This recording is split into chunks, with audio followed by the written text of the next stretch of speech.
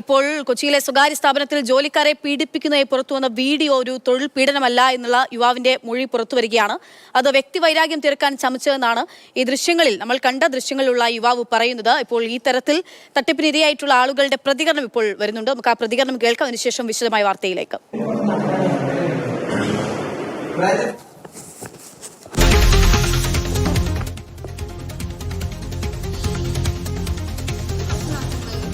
ഇതുപോലൊരു അനുഭവം ഒന്നും കാര്യങ്ങളൊന്നുമില്ല. ഞങ്ങളിവിടെ സേഫായിട്ടാണ് ഇവിടെ നിൽക്കുന്നത്. ഞങ്ങളുടെ ഹോസ്റ്റലിലാണെങ്കിൽ ഞങ്ങളുടെ വർക്കിലാണെങ്കിൽ ഞങ്ങൾ കംഫർട്ടാണ്. അതുകൊണ്ട് ഞങ്ങൾക്ക് സാറിനെതിരെ ഒരു പരാതിയില്ല. ഇപ്പോൾ വന്ന ഈ ന്യൂസും ഇതിന് മുന്നേ ഞങ്ങളുടെ സാറിന് വന്ന ഒരു പരാതി, ഒരു ലേഡിയുടെ പരാതി, അത് രണ്ടും ഫേക്കായിട്ടുള്ള ന്യൂസാണ്. ഞങ്ങളുടെ സ്ഥാപനത്തിൽ ഇത്തരത്തിലുള്ളൊരു പ്രവൃത്തിയില്ല, ഒന്നുമില്ല. ഞങ്ങളിവിടെ സേഫായിട്ട് നിൽക്കുക, നന്നായിട്ട് വർക്ക് ചെയ്യുന്നുണ്ട്. ഞങ്ങൾക്ക് അതിനുള്ള സാലറി കാര്യങ്ങൾ സാറ് തരുന്നുണ്ട്. ഇപ്പം ഞങ്ങളുടെ ആ ഒരു ലേഡിയുടെ പ്രശ്നത്തിൽ സാറ് ഞങ്ങൾ പൂർണ്ണമായിട്ടും വിട്ട് ഇതിൽ നിന്നൊക്കെ ഒഴിവായി പോയി. ഇപ്പം ഞങ്ങളുടെ മാഡമാണ് ഞങ്ങളെ നോക്കുന്നതും കാര്യങ്ങളൊക്കെ. ഇവിടെ 1-2 വർഷം ആയിരുന്നു ഞാനിപ്പോൾ അവിടെ വർക്ക് ചെയ്യുന്നത്. എനിക്കിതുവരെ അങ്ങനത്തെ ഒരു ബാഡ് ബിഹേവിയർ ഉണ്ടായിട്ടില്ല. അതേപോലെ ഇപ്പം ഇവർ പറഞ്ഞതുപോലെ സാലറി എല്ലാം കറക്റ്റായിട്ട് കിട്ടുന്നതുകൊണ്ടാണ് ഇപ്പോഴും ഇവിടെ നിൽക്കുന്നത് തന്നെ. ഇപ്പം 21-23 വയസ്സായ പ്രായപൂർത്തി ആയവർ തന്നെ ഇവിടെ നിൽക്കുന്നത്. ആരെയും കമ്പൽ ചെയ്ത് നിർത്തി അതിനെതിരെ ഇവിടെ നടപടിയെടുക്കാൻ പോലീസുണ്ട്, കാര്യങ്ങളുണ്ട്, എല്ലാവരും ഉണ്ട്. അപ്പം ഒന്ന് ആലോചിച്ച് നോക്കി, അത് 1-2 പേര് പറഞ്ഞതിൻ്റെ പേരിൽ ഓരോരുത്തരും ബാക്കിയുള്ളവരെ കൂടെ ബ്ലെയിം ചെയ്യുമ്പോൾ നമ്മുടെ ഒരു ഓപ്പർച്യൂണിറ്റി കൂടി അവിടെ നഷ്ടപ്പെട്ടുകൊണ്ടിരിക്കണം. എന്ന് വെച്ചാൽ നമ്മളെന്തെങ്കിലും ഒരു ഇപ്പം എല്ലാവർക്കും ഗവൺമെന്റ് ജോലി കിട്ടണമെന്ന് അങ്ങനെയൊന്നും ഇല്ലല്ലോ. അപ്പോൾ നമ്മളൊരു മാർഗം കണ്ടുപിടിച്ച് നമ്മൾ അതിന് വേണ്ടി ആത്മാർത്ഥമായിട്ട് വർക്ക് ചെയ്യുമ്പോഴത്തേക്കും ഇങ്ങനെ ഓരോ ന്യൂസ് വരുന്നതിലൂടെ നമ്മുടെ ഒരു ഫ്യൂച്ചർ ഇപ്പം പുറത്തിറങ്ങുമ്പോഴായാലും ഇപ്പം നമ്മളെ കാണുന്നവർ വിചാരിക്കുന്ന എന്താ, ഇങ്ങനെ പോകുന്നവരാണ് എന്നുള്ളൊരു ഇതിൽ എല്ലാവരും ഒരേപോലെ ബ്ലെയിം ചെയ്യപ്പെടുക. അത് ഞങ്ങൾക്ക് ടാർഗറ്റ് ഒന്നുമില്ല. അത് അവരാദ്യമേ പറയും. ടാർഗറ്റോ അങ്ങനെയാണെങ്കിൽ എഗ്രിമെന്റോ ബോണ്ടോ എന്തെങ്കിലും ഞങ്ങളുടെ നിന്ന് എഴുതി വാങ്ങണ്ടേ. ഇവിടെ അങ്ങനെ ഒന്നുമില്ല. നമുക്ക് എപ്പോഴും നിർത്തണമെന്ന് തോന്നിയാലും നമുക്ക് നിർത്താം, അങ്ങനെയുള്ളൂ. അത് ഞങ്ങൾക്ക് ഇപ്പൊ കമ്മീഷൻ ബേസ്ഡ് ആണ്. അതായത് ഞങ്ങൾ എന്താണ് ചെയ്യുന്നത് അതിനനുസരിച്ചാണ് നമുക്ക് കിട്ടുന്നത്. അതുകൊണ്ട് ഞങ്ങൾ സാറ്റിസ്ഫൈഡ് ആണ്. എല്ലാ ആനുകൂല്യങ്ങളും നമുക്ക് എല്ലാം കറക്റ്റായിട്ട് കിട്ടുന്നുണ്ട്. ഞങ്ങൾ അവിടെ സാറ്റിസ്ഫൈഡ് ആയതുകൊണ്ടാണ് ഇത്രയും നാൾ അവിടെ വർക്ക് ചെയ്യുന്നത് തന്നെ. ഞങ്ങൾ അവിടെ കോൺഫിഡന്റ് ആണ്.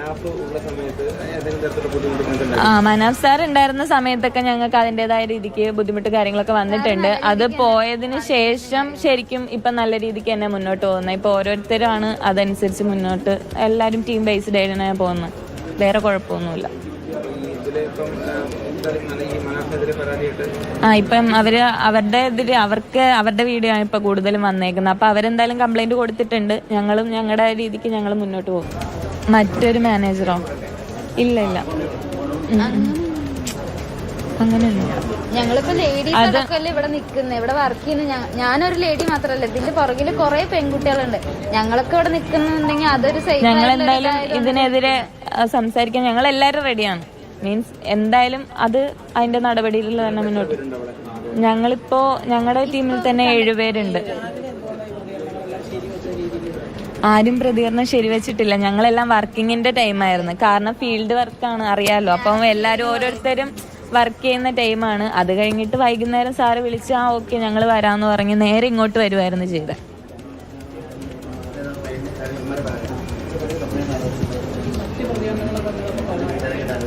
എന്ത് പ്രതികരണം? ഞങ്ങളിപ്പം ഞങ്ങളുടെ ഭാഗത്ത് നോക്കുമ്പോൾ ഞങ്ങൾക്ക് വേറെ ബുദ്ധിമുട്ടുകളൊന്നും ഉണ്ടായിട്ടില്ല. അതല്ലേ ഞങ്ങൾക്ക് പറയാൻ പറ്റുള്ളൂ. പിന്നെ വേറെ ആൾക്കാർ ചെയ്യുന്നത് ഞങ്ങൾക്ക് അറിയത്തില്ലല്ലോ. എല്ലായിടത്തും ഒരേപോലെ ആണോ എന്നൊന്നും ഞങ്ങൾക്ക് അറിയില്ല. ഞങ്ങളുടെ കമ്പനിയിൽ ഞങ്ങൾ സേഫാണ്, സെക്യൂറാണ്. അത്രയേ ഉള്ളൂ.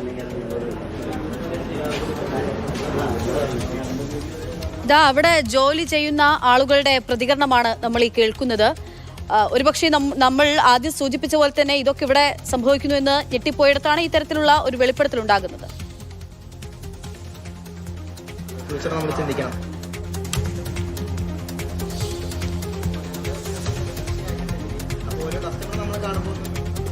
വീണ്ടും അവിടെയുള്ള കൂടുതൽ ആളുകൾ സംസാരിക്കുകയാണെന്നാണ് മനസ്സിലാക്കുന്നത്. നടപടി എന്തായാലും എടുത്തിട്ട് ഇപ്പൊ മീഡിയാസ് ആയാലും നല്ലപോലെ തന്നെ ഇറക്കിപ്പിച്ച ആ ഒരു ഇതുണ്ടല്ലോ, അത് തിരിച്ച് നല്ലൊരു നടപടി എന്തായാലും എടുത്തിട്ട് ഇപ്പോൾ മീഡിയാസ് ആയാലും നല്ലപോലെ തന്നെ ഈ ന്യൂസ് ഇറക്കിപ്പിച്ച ആ ഒരു ഇതുണ്ടല്ലോ, അത് തിരിച്ച് പറയിപ്പിക്കുന്ന ഒരു രീതിയിൽ എന്തായാലും ഇത് എത്തിക്കണം എന്ന് പറയുകയാണെങ്കിൽ, ഉള്ള കാര്യം ഉള്ളതുപോലെ നമ്മൾ പറഞ്ഞെന്നുണ്ടെങ്കിൽ അതിനെ പറ്റി നമുക്ക് ഇതാവുള്ളൂ. നമ്മുടെ തൊഴിലടക്കം നഷ്ടപ്പെടുന്ന ഒരു രീതിയിലാണ് ഈ ഒരു കേസ് പോകുന്നതെന്ന് പറയുകയാണെങ്കിൽ, ഞങ്ങളുടെ മുഖം ദൃശ്യ ഇതിൽ കൊണ്ട് ഇതിൻ്റെ നിയമം അത് നിയമത്തിൻ്റെ വഴിയിൽ നല്ലപോലെ മുന്നോട്ട് പോകും. അപ്പം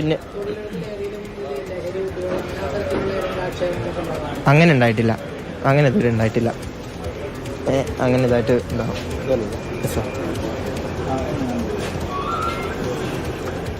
നമുക്ക് നാളെ മറ്റന്നാൾ അവിടെയുള്ള ആളുകൾ സംസാരിക്കുകയാണ്. അവിടെ തന്നെ ജോലി ചെയ്യുന്ന മറ്റു തൊഴിലാളികളുടെ പ്രതികരണമാണ് നമ്മൾ കേൾക്കുന്നത്. അതിൽ സ്ത്രീകളുമുണ്ട്, പുരുഷന്മാരുമുണ്ട്. അവർ പറയുന്നത് ഈ തരത്തിൽ ഈ വീഡിയോ ഒക്കെ നിർമ്മിച്ച് ഈ തരത്തിൽ പ്രചരിപ്പിച്ച ആളുകൾക്കെതിരെ സംസാരിക്കുന്ന അവസ്ഥയിലേക്ക് ഈ കാര്യങ്ങൾ കൊണ്ടെത്തിക്കും, അങ്ങനെ എത്തുമെന്നുള്ള കാര്യമാണ് പറയുന്നത്. പ്രദീപ് ജോസഫ് ഉണ്ട് തത്സമയം വിവരങ്ങൾ നൽകാനായിട്ട്. പ്രദീപ്, ഇതെന്താണ് ഈ നടക്കുന്നത് ഈ നാട്ടിൽ എന്നുള്ള ചോദ്യമാണ് ആദ്യം തലയിൽ ഉയരുന്നത്. നമ്മൾ രാവിലെ കണ്ടതൊന്നുമല്ലേ സത്യം, ഇപ്പോൾ കേൾക്കുന്നതും കാണുന്നതുമാണോ സത്യം? അവിടെ സാർ വിളിപ്പിച്ചിരുന്നു എന്ന് മാത്രം ആ കുട്ടി പറയുന്നതിൽ ഞാൻ ശ്രദ്ധിച്ചൊരു കാര്യമാണത്. സാർ വിളിപ്പിച്ചിരുന്നു, അതിനുശേഷമാണ് ഞങ്ങൾ ഈ പ്രതികരിക്കുന്നത് എന്ന് പറഞ്ഞു. എന്താണ് അവർ പറയുന്നത്? എങ്ങനെ നമ്മൾ ഇന്ന് രാവിലെ കണ്ട വീഡിയോയുടെ സത്യാവസ്ഥ എന്താണ് വാസ്തവം? അക്ഷയ, എറണാകുളത്തെ ഡയറക്റ്റ് സെല്ലിംഗ് സ്ഥാപനത്തിലാണ് ഇത്തരത്തിൽ മനുഷ്യത്വരഹിതമായ പീഡനം നടക്കുന്നു എന്നുള്ള വാർത്തയും അതിൻ്റെ ദൃശ്യങ്ങളുമൊക്കെ എത്തിയത്. പീഡനത്തിന് ഇരയായതായി പറഞ്ഞുകൊണ്ടാണ് ഈ ദൃശ്യങ്ങൾ പ്രചരിപ്പിക്കുകയും ഒക്കെ ചെയ്തത്. അതായത് ഈ ഡയറക്റ്റ് സെല്ലിംഗ് സ്ഥാപനത്തിൽ ഇൻസെൻറ്റീവുകളും മറ്റും കൂട്ടുന്നതിന് വേണ്ടി, പ്രൊമോഷൻ ലഭിക്കുന്നതിന് വേണ്ടി, അല്ലെങ്കിൽ കൂടുതൽ വിശാലമായ തോതിൽ അവരുടെ ജോലി ചെയ്യുന്നതിന് വേണ്ടി അവർക്ക് പീഡനം നേരിടേണ്ടി വരുന്നു. അതായത് ഒരു നായയുടെ കഴുത്തിൽ തുടലിട്ട് കെട്ടിവലിച്ചു കൊണ്ടുപോകുന്നത് പോലെ തന്നെ ജീവനക്കാരുടെ കഴുത്തിൽ തുടലിട്ട് അവരെ പീഡിപ്പിക്കുന്നു.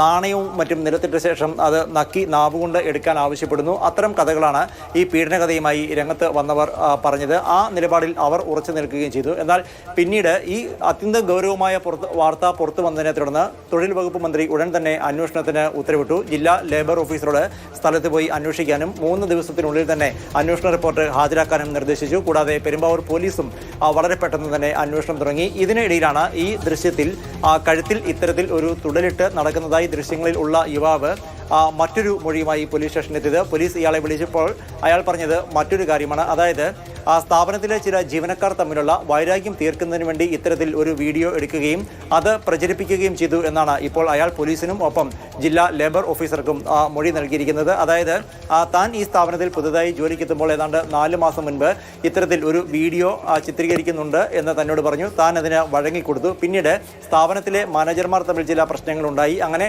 1-2 പേർക്കെതിരെ നടപടി ഉണ്ടാകും എന്നുള്ള ഘട്ടത്തിൽ ഈ വീഡിയോ പുറത്തുവിടുകയായിരുന്നു എന്നാണ് ഇപ്പോൾ യുവാവ്. അതായത് ഇയാൾ 4 മാസം മുൻപാണ് ഈ സ്ഥാപനത്തിൽ ജോലി ചെയ്തത്. അപ്പോൾ എന്തിനു വേണ്ടിയാണ് ഈ വീഡിയോ ചിത്രീകരിക്കുന്നതെന്ന് ഇയാളോട് പറഞ്ഞില്ലേ?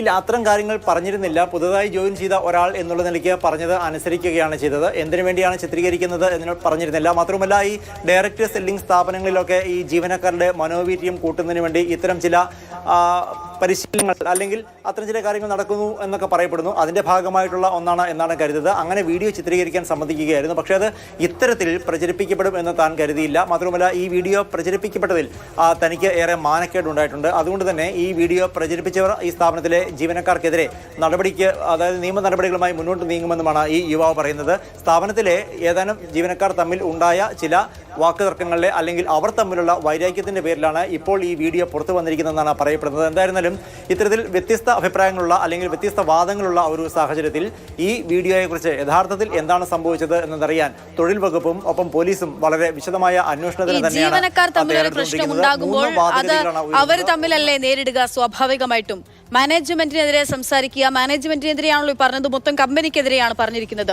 അപ്പോൾ അതെന്താണ്? അതിലൊരു സ്വാഭാവികമായിട്ട് നമുക്ക് ഉയർന്നൊരു സംശയമുണ്ടല്ലോ. ജീവനക്കാർ തമ്മിൽ പ്രശ്നമുണ്ടാകുന്നു, അതിൽ ഇവിടെ വിമർശനം ഉണ്ടാകുന്നു, എന്താണ് സംഭവം?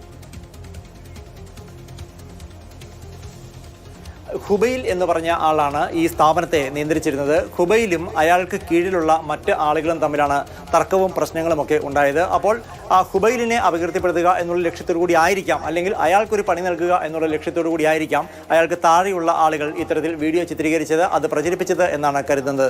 3 വാദഗതികളാണ് പ്രധാനമായും ഉയരുന്നത്. ഒന്ന്, തൊഴിൽ പീഡനമാണ് എന്ന് ടെലിവിഷൻ ചാനലുകൾക്ക് മുൻപിലും ഒപ്പം പോലീസിൽ നൽകിയ പരാതിയിലും ഏതാനും തൊഴിലാളികൾ ചൂണ്ടിക്കാട്ടിയിട്ടുണ്ട്.